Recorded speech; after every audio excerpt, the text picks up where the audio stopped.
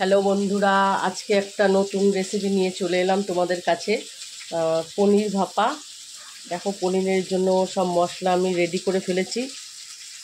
মশলা দিয়েছি পোস্ত, মগজদানা, কাঁচা লঙ্কা, সব জল দিয়ে একটু ভিজিয়ে রেখেছি, না হলে বাটাটা ভালো হবে তার জন্য। আর তোমার দাদাভাই পনির আনতে বলেছি বাজার থেকে, পনির আনতে গিয়ে ভুলে গেছে, আবার পাঠিয়েছি দোকানে।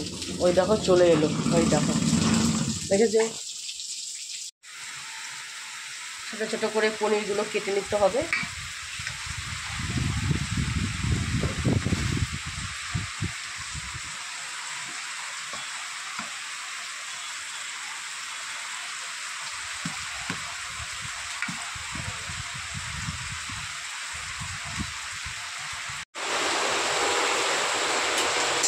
ভেজে নিতে হবে, তার জন্য একটু সামান্য তেল দিয়ে দিলাম।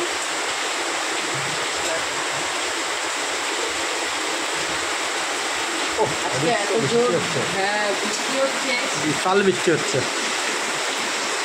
বন্ধুরা, দেখো কত বৃষ্টি হচ্ছে, দেখো বিশাল বৃষ্টি হচ্ছে। তেলটা একটু গরম হোক, তেলটা গরম করে দিলে ভালো করে, তাহলে লাগবে না। পনিরটা ভালো আছে? হ্যাঁ, পনিরটা তো ভালোই হবে, গরম হয়ে গেছে। যাচ্ছে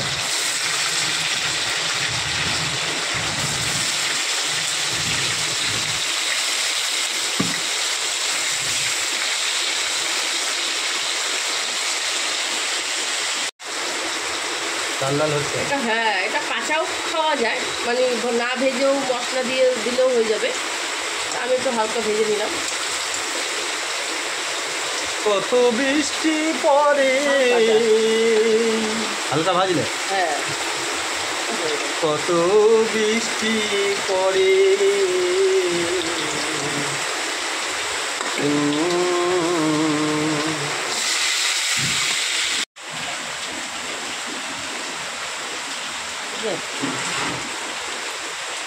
এইবার মশলাগুলো সব মিক্সি করবো।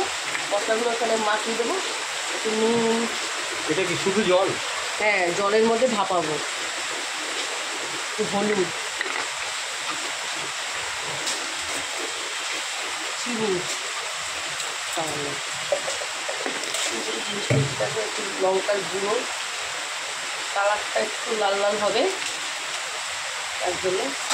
আর এটার মধ্যে সব রকম দিয়ে পেস্ট করা, পোস্ত, মগজদানা সব কিছু দিয়ে,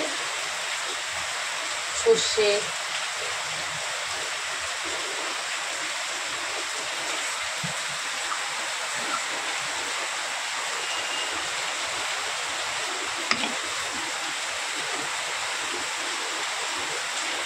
আমি মেখে দিলাম।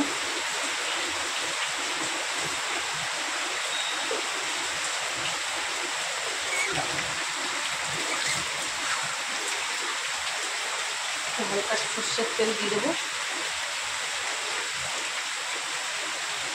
ইলিশ মাছ ভাপা করে না, ওরকমই হয়ে খেতে ভালো লাগে ওরকম। ওটা কি? এটা নুন, নুনটা তো দেওয়া হয়নি, নুনটা পরিমাণ মতন দেবে, যে যেরকম খায়।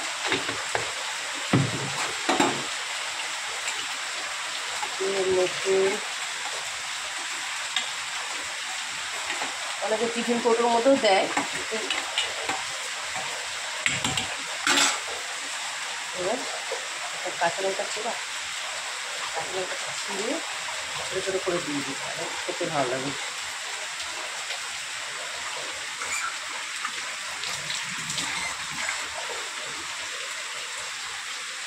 জলটা একটু চেঞ্জ করে দিই।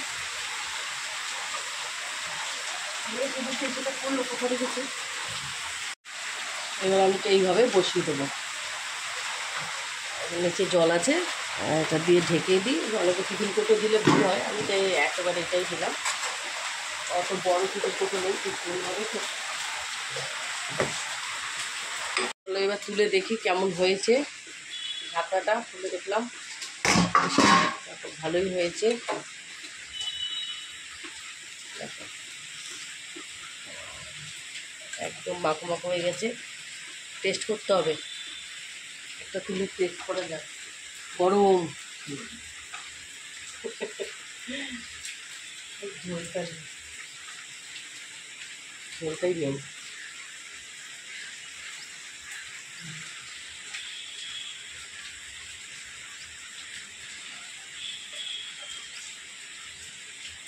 ভালো হয়েছে।